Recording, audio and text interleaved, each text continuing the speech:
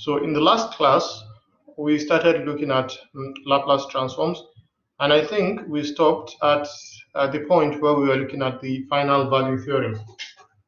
So I'll just talk about final value theorem again, and then we continue from there. Now, the final value theorem allows us to find the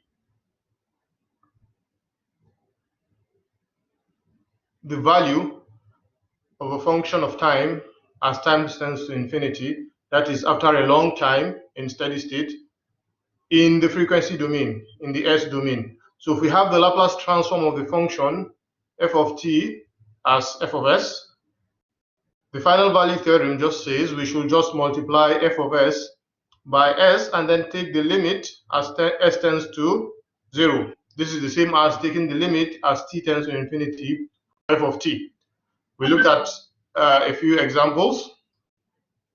For example, this function, so ft tends to infinity is limit s tends to 0, s times f of s, and we multiply s with this, we'll have 1 over s plus 4, and when s tends to 0, this is 1 over 4. The same procedure for this. And so, just to mention, okay, let's look at the other ones. So now, let's look at this one now. If you look here, we have 3 over s into s minus 1. Now, okay, I'll just go back and show you something before we come back here. Now, look, this is s plus 4. So if we take this s plus 4 and make it, we want to find the poles. S plus 4 equals 0. So s will be equal to minus 4. Minus 4.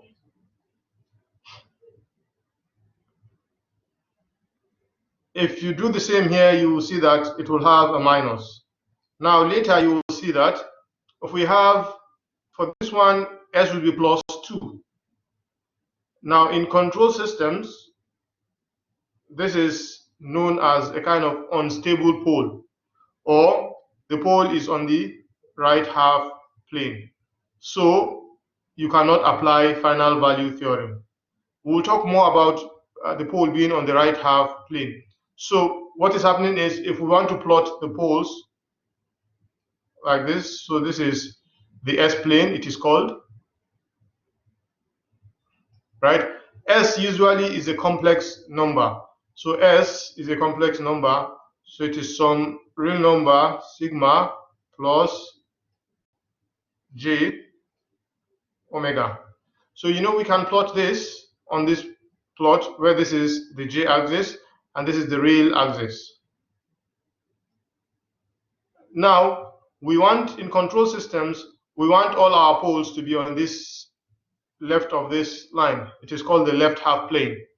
If any pole is on this right side, then that is considered to be unstable pole, and you cannot apply this value theorem for it. So if you take s plus 2 equals 0, s will be equal to 2. So if this is 1, 2, that means we can plot s here. Because s is on this right side, we cannot apply final value theorem. Now let's look at this other example. Now if you look at this one, we have this. So s squared plus 4 equals 0, which is, or s squared equals minus 4. So that s will be square root of minus 4, which is plus or minus j2. So now that means our s is going to be on this imaginary axis, this axis here. Again, if your s is on this imaginary axis, you cannot apply final value theorem. I think this is stated in the statement of the theorem again. So it says it has no pole on the j omega axis or in the right half plane. So you see, the first example here, we said it is on the right half plane. This is on the j omega axis. Again, if you look at this again, you take the denominator s squared, you equate it to 0, we'll have s equals 0. That means it is still going to be on the imaginary axis, but here on the 0. So you cannot apply final value theorem. Now, this is another statement. You should always check if s times f of s is bounded. What do I mean by something is bounded? If I have, for example, 5 divided by 0, we know that this is infinity, so this is not bounded. It grows forever. So this is unbounded. So if anything is going to give you something like this, then the final value theorem is not applicable. Is it okay? Okay. Just as we have the final value theorem, we have what we call the initial value theorem. For the initial value theorem, remember in the final value, we are looking at when t tends to infinity. But here now, we are looking at what happens just before the system begins to move or have its dynamics, when time tends to 0. So we say it is the same thing as limit, this is supposed to be s here, s tends to infinity of s times f of s. Remember, for the final value theorem, this was t tending to infinity and s was tending to 0. In this case, t is tending to 0 and s is tending to infinity of s times f of s. So again, we can look at an example. Let's look at this example. From today, if you see u of t, in control system, u of t means what we call unit step. It is called a step, unit step.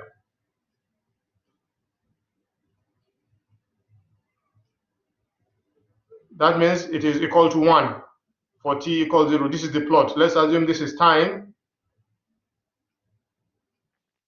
t, and this is the magnitude. Then this is the plot of u of t, where this value here is 1. So when you see u of t, it means it's like writing 1 here. Is a unit, we call it unit step. So u of 2 times u of t plus 3 cos t u of t. We need to find using the final initial value theorem. So what do we do first? First of all, we need to find the Laplace transform of this and the Laplace transform of this. So remember, you can always refer back to the table. Remember, I told you this is the same thing as 1. So it's just like the Laplace transform of 2. So what is the Laplace transform of a constant? It is 1 over s, right? 1 over s. So we'll have 2 over s. The other one is cosine of b of t. So it is s over s squared plus b. So I'll just go back to the slide.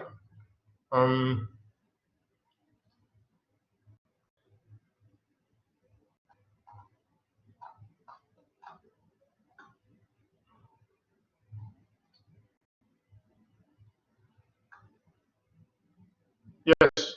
So you see, this will be, the 3 is a constant. It will be s all over s squared plus b squared. So our b here is 1 times t. So this is the Laplace transform of this. This is the Laplace transform of this. Now, what is s times f of s? You just multiply this by s. So s will cancel one of this s. We'll have 2. And this becomes 3s squared over s squared plus 1. So as s tends to infinity, so t tends to 0, but s tends to infinity. When s tends to infinity, we don't have s here. This is 2. You can divide this by s squared, this by s squared. So if 1 by s squared, this is 0. So we'll be left with 3. 3 over 1 plus 2, which is 5. Is this okay, this example?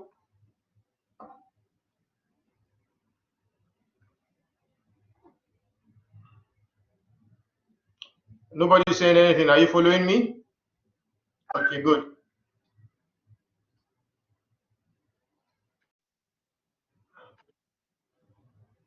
So now we can solve ordinary differential equations using these Laplace transforms. Remember, when you see y prime anywhere, it is the same thing as dy by dt.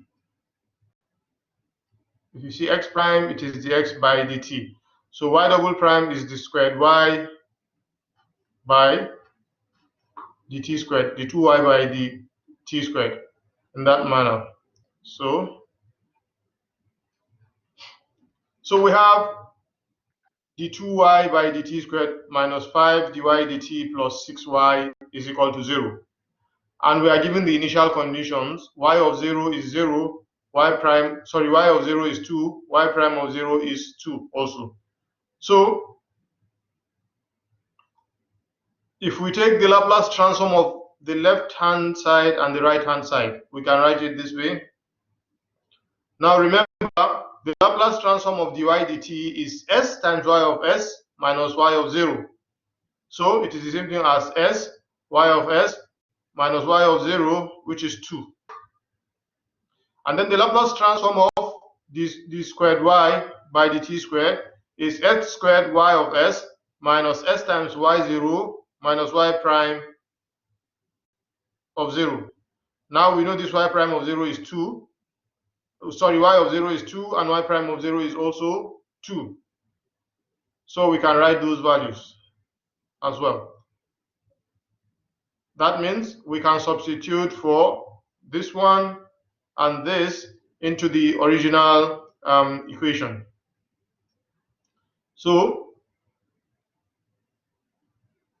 instead of y prime prime, the Laplace transform of that, we know it as this, so we can write that out. Minus 5 times y prime, so minus 5 into the Laplace transform of y prime, which is this, then plus 6y. The Laplace transform of y is just going to be y of s, so plus 6y of s is equal to the Laplace transform of 0 is 0. So everything here is equal to 0, right? So we can factor out y, collect like terms in y. So if you see y here, y of s, we have s squared minus 5 of s plus 6y. So s squared minus 5s plus 6y minus 2s minus 2 plus 10 is equal to 0. And then we'll try to make y of s the subject of the formula, so that y of s becomes 2 of s minus 8 over s squared minus 5s plus 6. Now, you remember your partial fractions?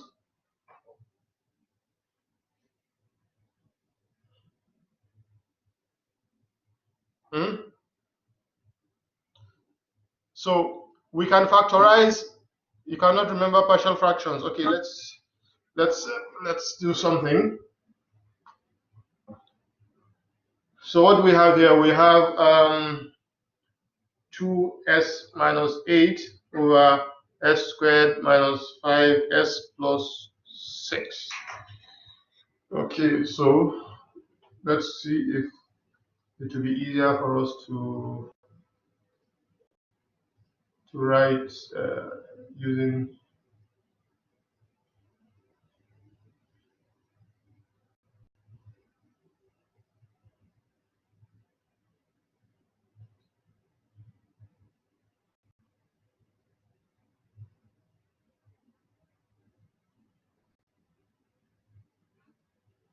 Let me see if it will be.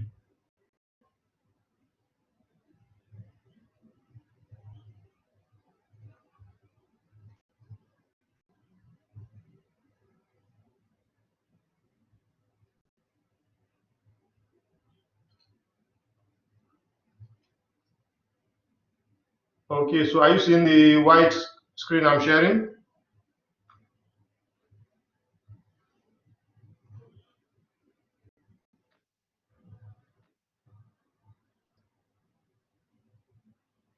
Okay, good. So what we have is, we had something like 2s minus 8 over s squared minus 5s plus 6. Now remember, we can factorize the denominator. I don't think I will have to teach you factorization. This will give me s minus 2 into s minus 3.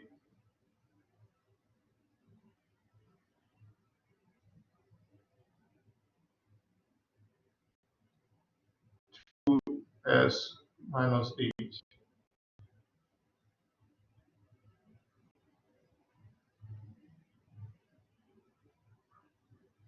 Right? So I believe you don't have a problem with this, right? We are fine.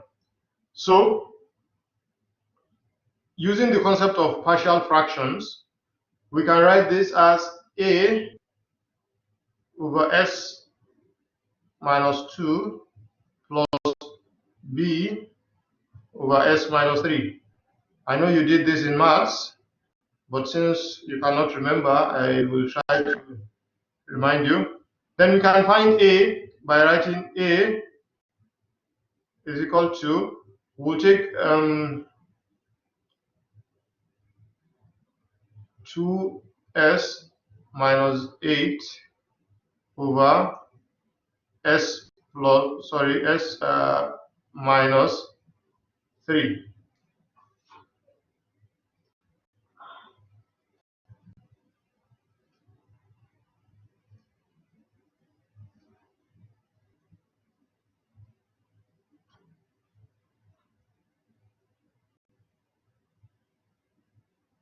When s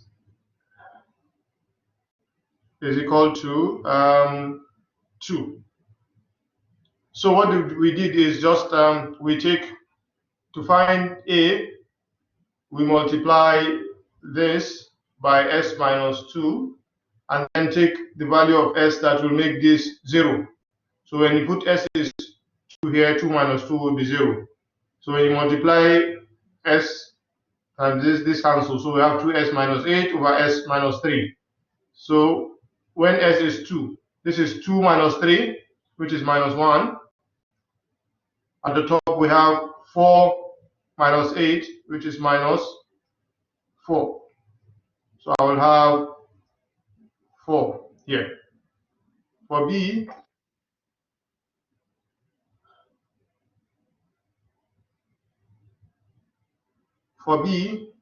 this will be now 2s minus 8 over s minus 2 at s equals 3.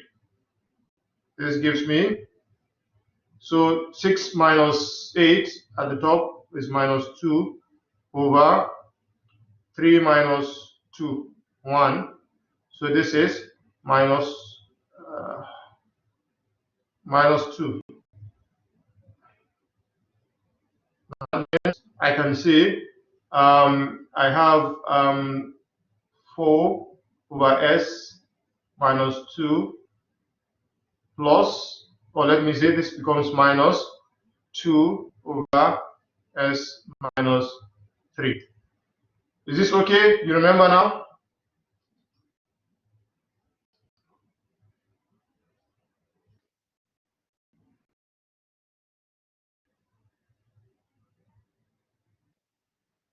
Okay, good. So we go back.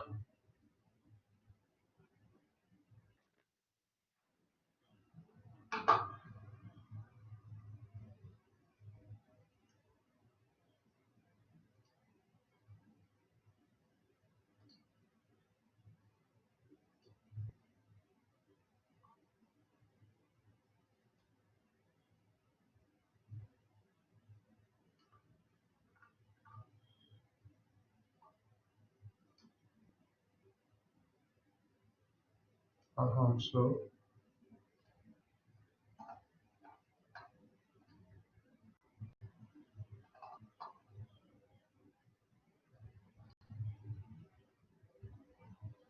So that was how we got this. So we have 4 over s minus 2 minus 2 over s minus 3. Now we can look at this directly from the table. So this is 4, and the inverse Laplace transform of 1 over s minus 2 is exponential 2t, minus 2, the inverse Laplace transform of 1 over s minus 3 is exponential 3t.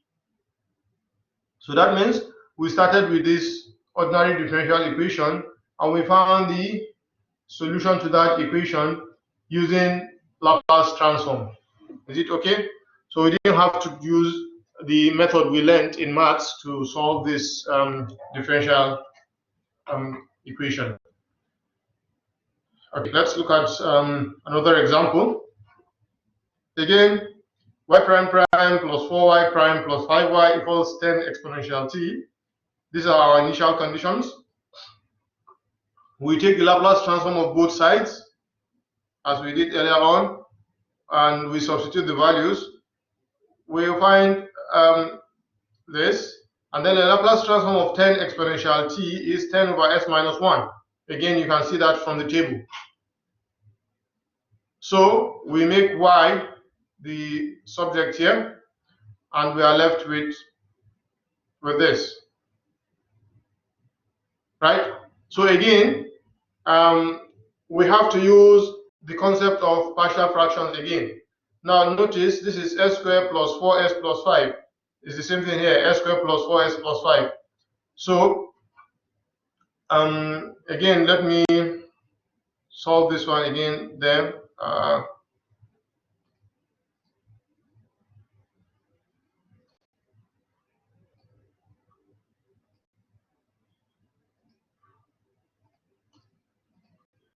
So this is what we have: s plus 6, s squared plus 4s plus 5, plus 10 into s minus 1, s squared plus 4s plus 5.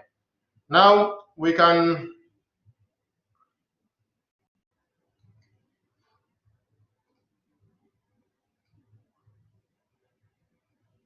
okay. So we can take the LCM is s minus 1 into s squared plus 4s plus 5, right? So if we take the first part, we'll have s plus 6 into s minus 1 plus 10.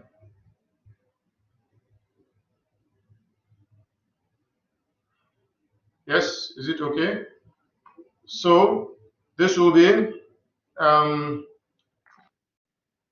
s squared plus 6s minus s, so plus 5s minus 6 plus 10 over, sorry, as if someone typed something, I will look at it now, s minus 1 s squared plus 4s plus 5.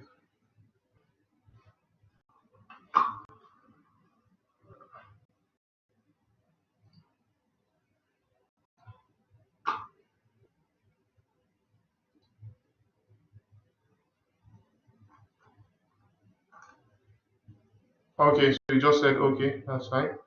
Okay, so here we are.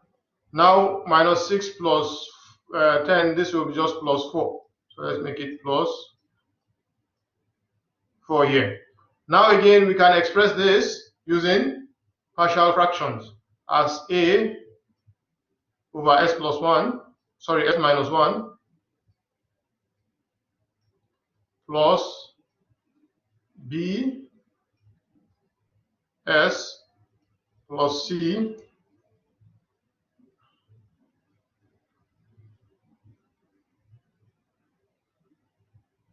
s squared plus 4s plus 5. right? So we can find A, B, and C. So to find A, the same way we did earlier on, A will just be, when we divide this by s plus 1, make s to be 1. So it's s squared plus 5s plus 4 over s squared plus 4s plus 5. So this is s, and this is 5. At s equals 1. So when you make s equals 1, here we have 1 plus 5 plus 4, this is 10. And we have 1 plus 4 plus 5, 10. So this is 1.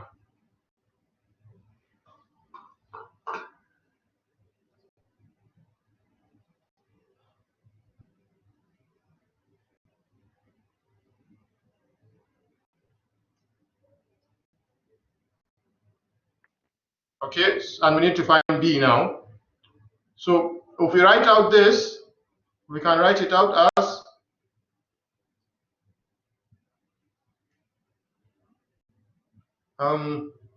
s minus 1 into s squared plus 4s plus 5. So we have a here into s squared plus 4s plus 5 plus b s plus c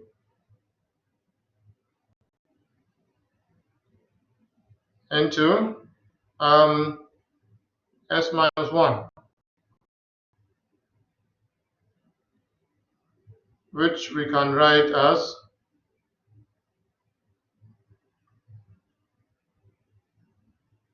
so if we expand, let me just do this here. If we expand this, we have b s squared plus s into b plus c minus c. So this is just this part. So everything, we can write everything as the summation of these two. So it is going to be s squared into a plus b plus s into 4 plus b plus c plus 5 minus c over this thing, s minus 1, s squared plus 4s plus 5.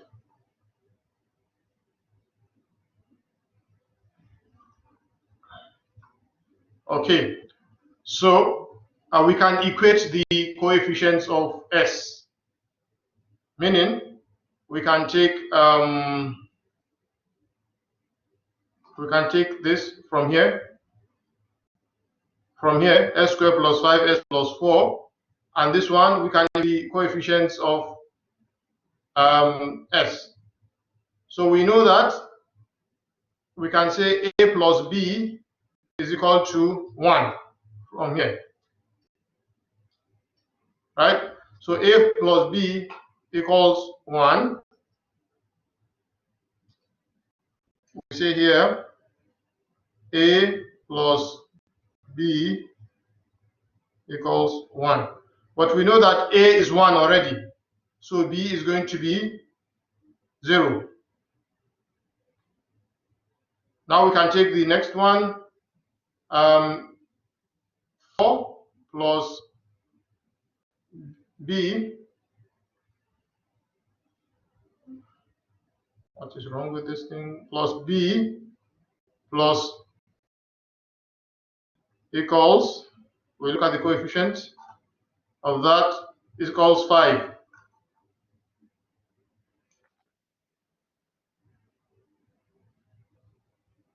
But B is 0. So if B is 0, that means C is 5 minus 4, which is 1. So A is 1, B is 0, and C is 1. So A is 1, we can just replace 1 here at this point. So we have 1 over S minus 1. B is 0, we can remove this, and then here is 1. So we have 1 over S squared plus 4S plus 5. Now this can be written as S squared plus 4S plus 4 plus 1. Right? 4 plus 1 is 5. And if you look at this very well, this is the same thing as S plus 2 raised to power 2. That is S squared plus 4S plus 4. Okay, so let's just go back to where we came from.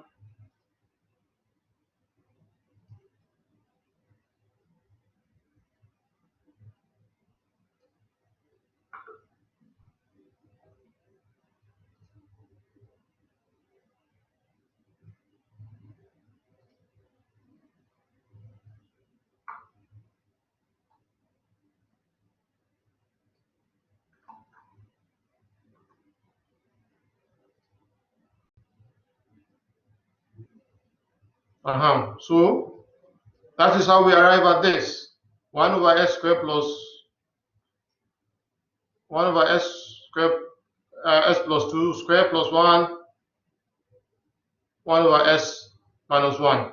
If you look at the Laplace transform table again, this will be exponential 2t times sine t. This is the inverse Laplace transform of this. And then the inverse Laplace transform of this will be exponential t. So we've also solved this one, this example, using Laplace transforms. Is everyone following?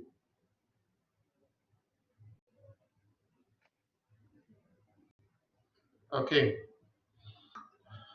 Again, this is another example. So this is the same procedure, right?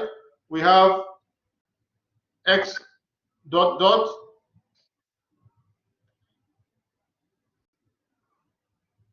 okay, good. We have x dot dot plus 3x dot plus 2x equals 0. We have these initial conditions. Again, to solve this, you just take the Laplace transform of both sides and make x the subject of formula. At the end, you will have something like this. You use partial fractions, you get this, and then you do the inverse Laplace transform. Looking at the table, we find again this answer at the bottom here. So I would like you to go through this on your own as an exercise to see if you can solve it easily. Again, the same thing here, right? We just take the Laplace transform. What we have, write it as partial fraction here. Once we have the partial fraction, we take the inverse Laplace transform, and then we have this solution. So with your Laplace transform table, it becomes easier to solve differential equations using this method. Okay, this is another example again. For this one, we just need to find the inverse Laplace transform of this. Again, we write this as partial fraction. b1 over s, b2 over s squared, a1 s plus 1, a2 s plus 3. And then we find a1, a2, b1, b2. We write them out in this format, and then we look at the Laplace transform table to find these values. Please do this and so make sure you solve it step by step. And if there's any problem, let me know, and then we can look at it in detail. So this is supposed to be an exercise for you. Again, solve it at your own time, and let me know if you have any problems. So we have this system, and we said here all initial conditions are assumed to be 0. That means y of 0 is going to be 0.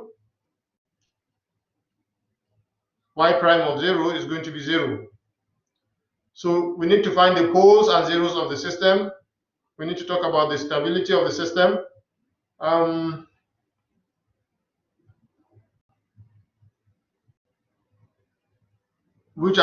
So some of these things now you will not be able to answer them, but don't worry, we'll do them in the next lecture.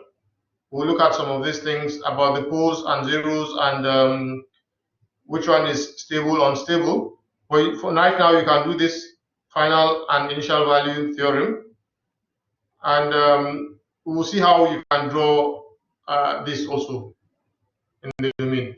So for now, you may not be able to solve everything in this exercise, but as we go along, you should be able to do this. So this is the end of this this particular lecture. Before I move to the next lecture, do you want to ask anything?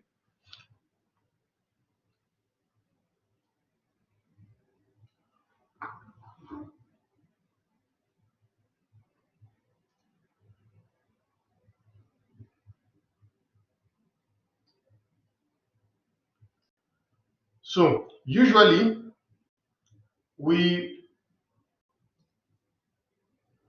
in control systems, we tend to work more using transfer function models.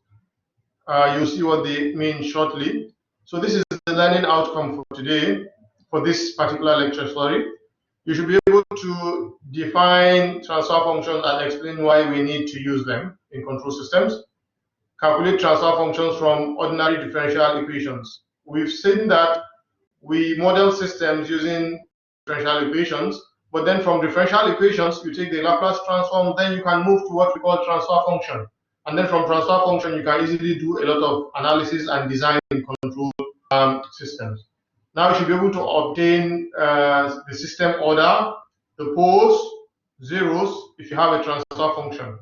You should also be able to plot the what we call the pole zero map for that particular system. So let's begin. Okay. So the transfer function of a system is the ratio of the Laplace transform of the output to the Laplace transform of the input. Right? So we have a system. This is the plant. This is the input. This is the output. If the Laplace transform of the input is U of S, and the Laplace transform of the output is Y of S, then the transfer function is just Y of S over U of S. So it is the ratio of the output by the input, but in Laplace domain. So easy definition. This is just the ratio of the Laplace transform of the output to the input.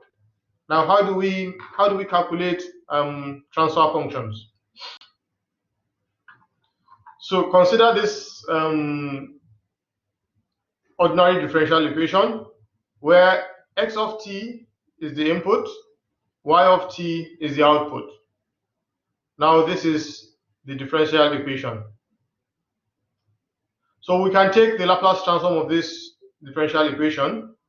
And remember, when we take the Laplace transform, we've already defined what it is. This is the Laplace transform of the squared y by dt squared. This is the Laplace transform of the dx dt. Notice this is x, this is y, and this is the Laplace transform of y, dy dt. So we can manipulate these things, collect like terms in terms of x and c, and then remember, what is transfer function? It is the ratio of the output divided by the input. So I will be finding the ratio output by input. So it is y of s over x of s will be c of s over as squared plus bs. This is it. But now there is one extra s here which we can cancel and cancel this. So our transfer function becomes c over as plus b.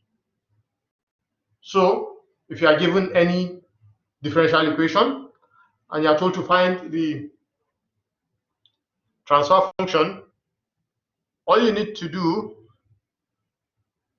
is to take the Laplace transform and then express the ratio for the output over the input.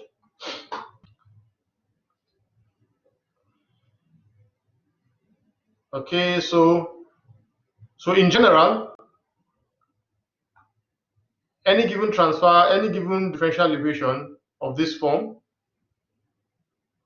where x is the input, y is the output, transfer function is ratio of the Laplace transform, then the transfer function will be with zero initial conditions. Yes, maybe I didn't, let me just go back there. I think I didn't mention, yeah, this is very important. I didn't mention it. It is very important. Assuming zero initial conditions, that will make this 0, this one 0, and this 0. And then it becomes easy. If not, you will have so many times with these things. So in most cases, for our transfer function, we assume zero initial conditions. So at zero initial conditions, this is the general format of a transfer function. Some polynomial in S divide by another polynomial in S. Okay, so when the order of the denominator is greater than the order of the numerator, so this is the order of any polynomial is the highest power, right? This is the order of the numerator. So if n is greater than m, for example, if we have s squared at the top here, at the bottom, and we have just s here, or we have s to the power 3 here, and we have s squared or s here at the top, then 3 is greater than 2. That means this transfer function is proper. If, on the other hand, we have 3 here, for example, and this is 4, we know this even in fraction, we call this improper.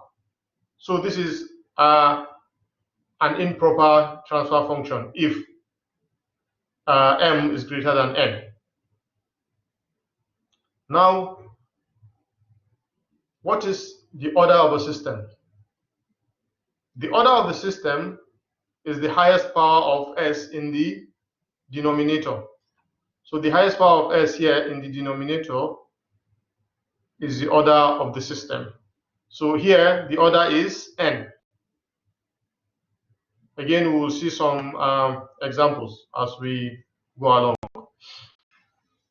So why are we talking about transfer function? The transfer functions allow us to easily look at the stability of a system. In control system, that is one of the most important things. We want to know, is a system stable? Is that system going to remain or is it going to fail? Right? Is it stable? We can look at some time domain and frequency domain characteristic of the system using transfer function. We can also look at how the system will respond to different types of inputs.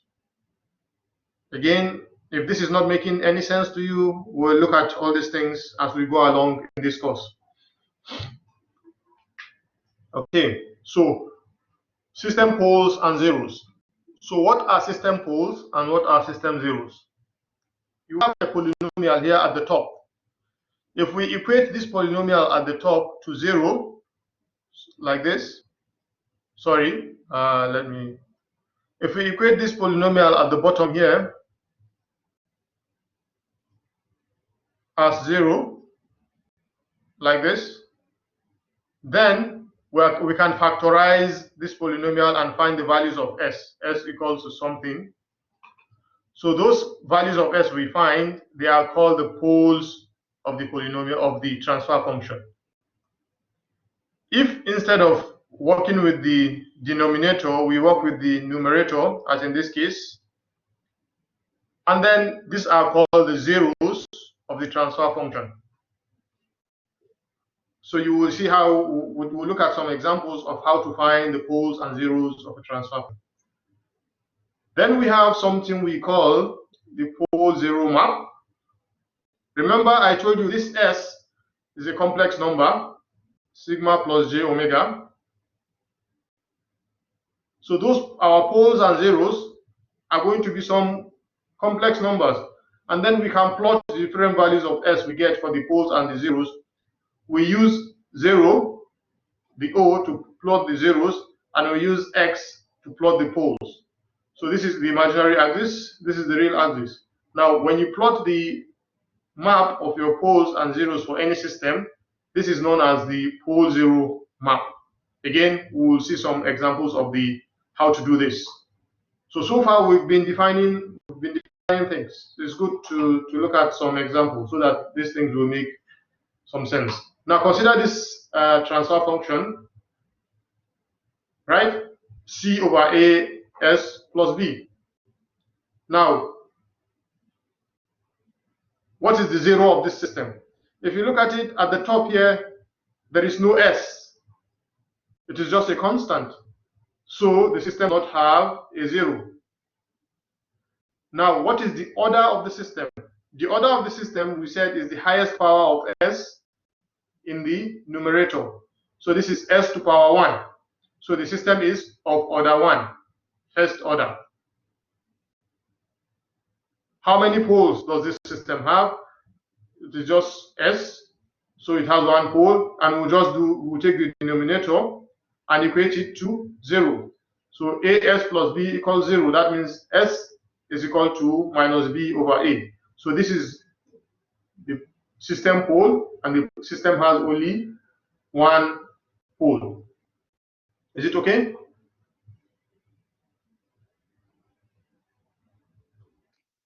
Okay, perfect.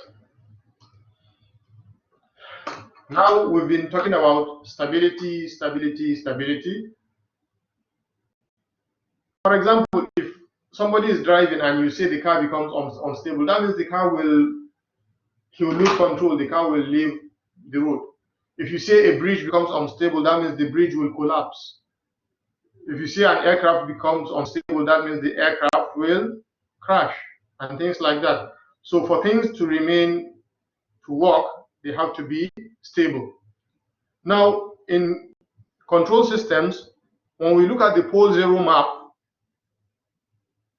if all the poles of the system are on the left half plane, so now this is the reference point, this line, this j omega axis. This side is the right half plane. This side here is the left half plane. So if all the poles, we express them as x, if all the poles are on this left half plane, then the system is stable. Now, if any pole, by mistake, if any one of them is on this right half plane, the system becomes unstable. So if you have 10 poles and 9 of them are here and 1 of them is here, just 1, the system becomes unstable. You need to have all of them to be on the left half plane for the system to remain stable. Now, if on the other hand, we have poles along this boundary, along the j omega axis, then the system is said to be marginally stable. So it is somewhere in between stability and instability. Any small thing will push it to become unstable, but it is somehow stable. It is oscillating. You get constant oscillation like the sine wave. Again, let's have a look at another example. Now, consider this our system we looked at before. Assume A1, B is 3, C is 10. So we can substitute the values into that, and we have 10 over S plus 3. We said we didn't have a 0. So what is the pole of the system? S plus 3 equals 0. the pole is -3. So we can plot it. This is the imaginary axis, this is the real axis, this is -3. So we'll plot our pole here. So now this our pole is on the left side, left half plane. So we can say this system is stable. You see, so it's easy to look at this. Okay, let's look at some other examples. So consider this example. Let's talk about them. So I want you guys to answer me now to see if you've been following. So this first system, what do you think? Is it proper or improper? Yes, any of you can use your mic to talk. So there are 4 of you and I have 4 systems. So everybody will answer one. So somebody volunteer and answer the first one. You want me to call your names? Huh? So no, I'm asking, is it a proper transfer function or improper?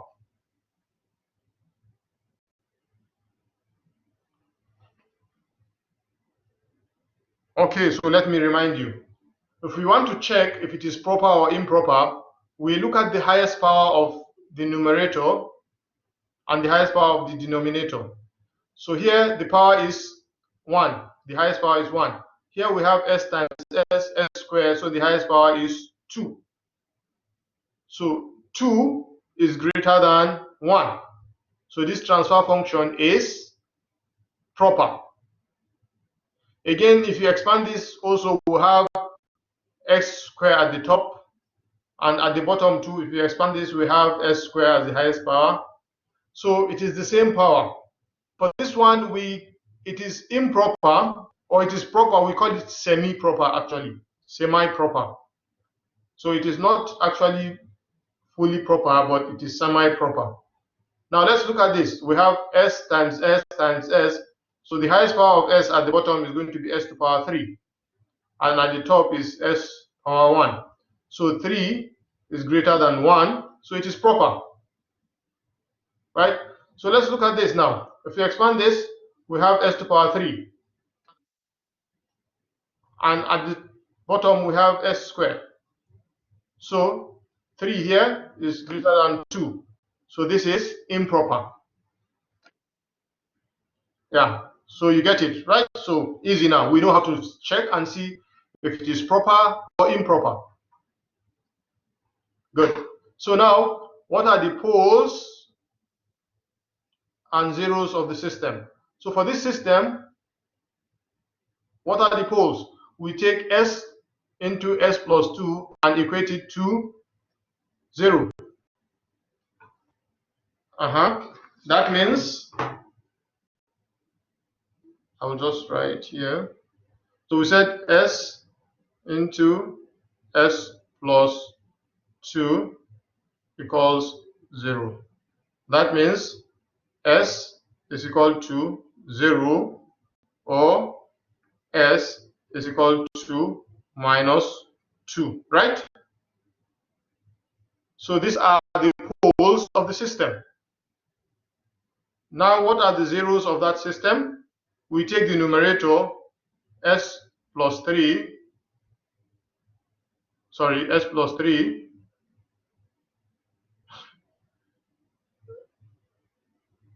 equals 0. Forget about this. S plus 3 equals, that means s is equal to -3. This is the zero of the system. Is it okay? Yeah. So we look at system 2. So what is the zeros of system 2? Somebody should tell me. What is the zeros of this system, system 2?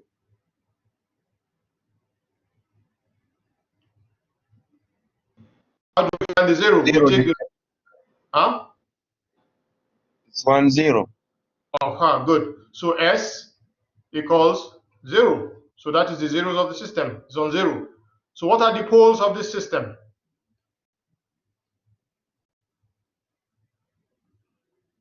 Right? So we take s plus 1, s plus 2, s plus 3 equals 0. This means s equals to, yes? -1, -2, -3. S equals -1, -2, -3. So these are the poles of this system, right? So it's the same thing you do for all of them. Now to do this, you will what are these? This one is equal to 0. That means we have s equals to -3, 2 times, right? Yeah, so s is -3, 2 times. So we have zeros, -3, -3. And for this one, for the poles, this is 0. That means s equals 0 and -10. -10. Yeah. Right? Yeah. So, and for this one, again, the same thing, s 0 -10. And then for the zeros, s equals 0 2 times, and then s equals -1. Right? Yes. Okay. So that means we know how to do this, we know how to do this.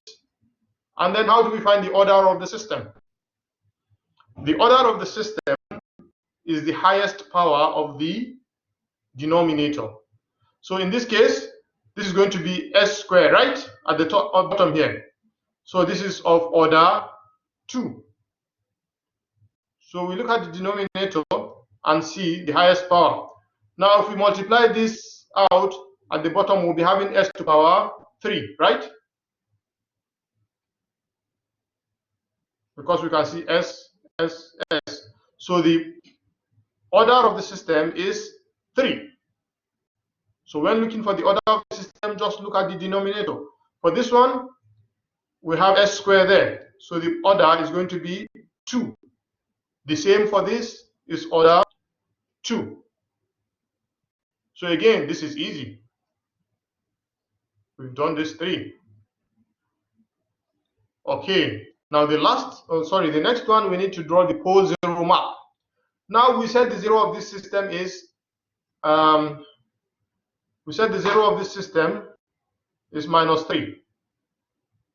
and the poles are 0 and -2. So we need to draw the pole 0 map. What do? We just do this. This is the real axis. This is the j-axis, and then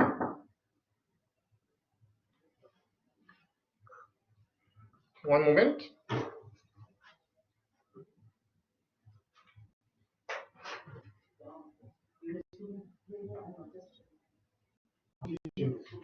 Yeah. Okay, I'm teaching.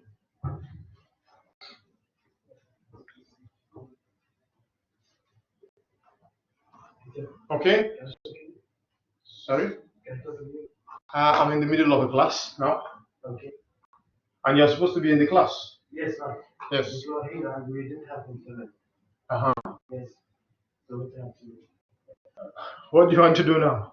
I think so, teacher, because we have the lab after the class, 10 minutes break, and the lab.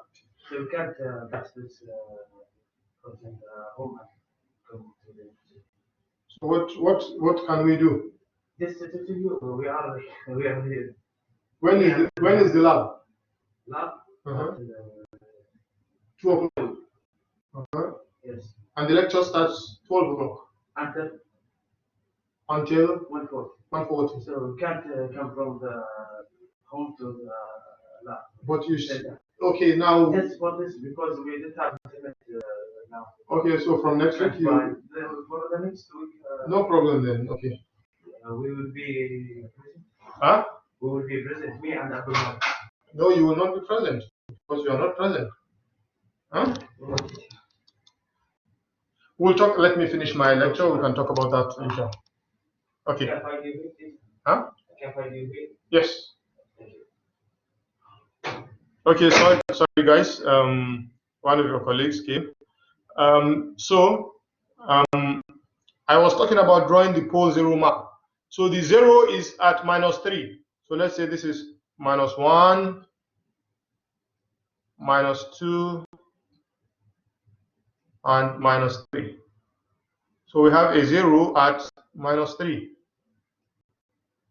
And we have a pole at 0 and -2. So there's one pole at 0 and there's one pole at -2. So this is the pole zero map of this system. So now, let's talk about the stability of this system. For it to be stable, we want all the poles to be on the left half plane. But now we have one pole here in the middle. So this system is marginally stable. Is it okay? Because of this pole here, it makes the system marginally stable. Right. So let's look at this system.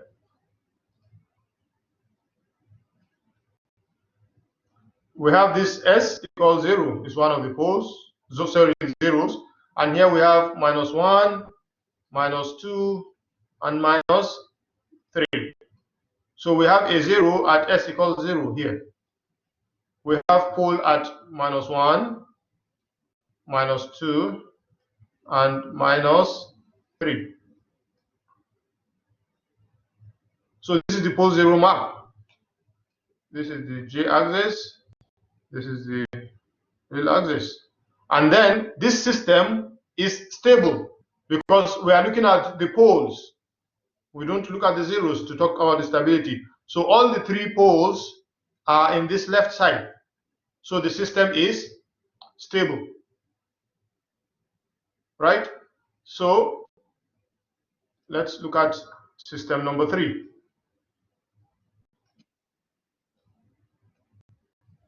Now for system number 3, we have s equals -3 2 times as the zeros. And then for the poles, we have one at 0 and one at -10. So we'll just say we have let's say this is -1, -2, -3. So we have 2 zeros here. So you can just do it something like this. So just draw them 2 zeros here. And then we have the poles at 0, and somewhere along the line, let's assume here is -10. Again, to talk about the stability of this system, it is marginally stable because we have one pole here on the boundary, right? So the last one example here. So we have s squared. So we have 2 zeros here at the origin at 0. We have 2 zeros there, and then s -1. We have 1 0 at, let's assume this is -1.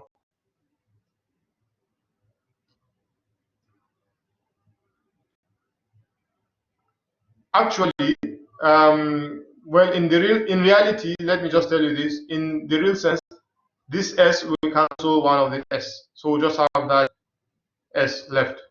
Actually, so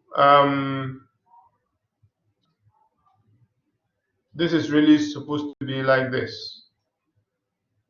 So we said one of this will cancel one of this. So we have 1 0 here, and then 1 0 at -1, and then we have just one pole at -10. Now this makes the system stable. Is it okay so far? Any difficulty?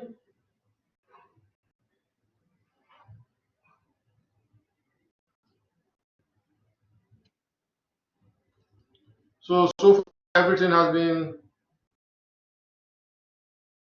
good. So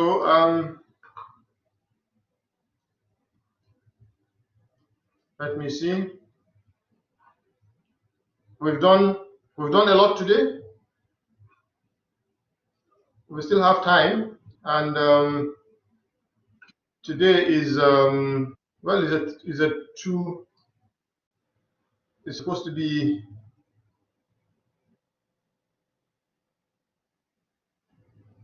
a 2-hour lecture, so yes, it's supposed to be long.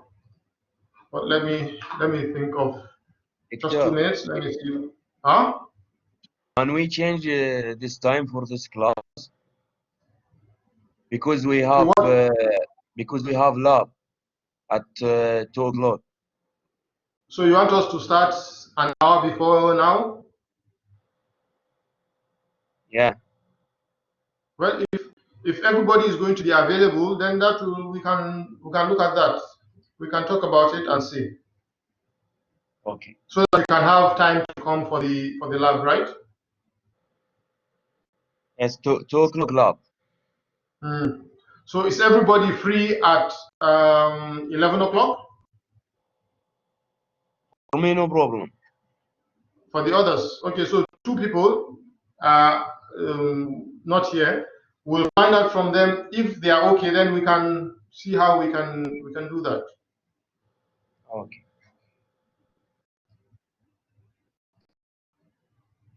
So let me see. I want to see if we are really, are we behind the syllables or we are on time?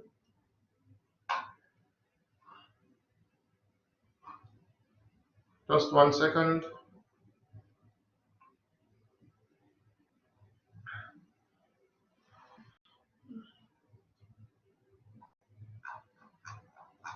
So this is week 2, right?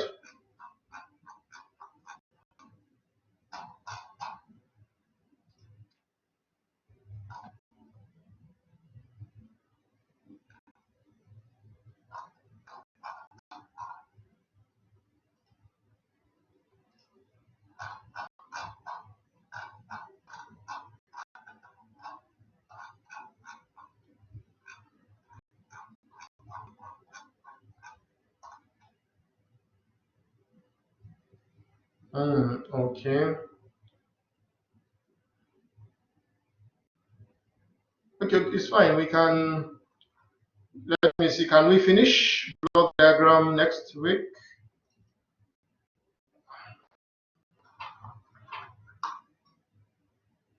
Maybe we can talk for, oh, it's so much. We cannot finish in 1 hour.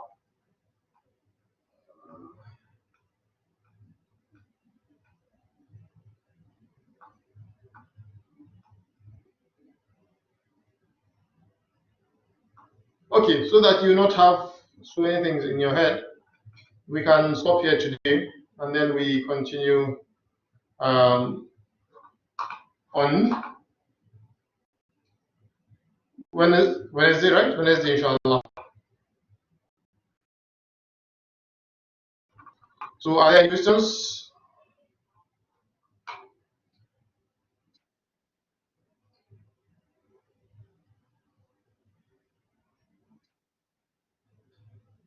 Okay, good. So in the absence of anything, we can stop here for today, inshallah, and then we continue in the next class. Thank you very much.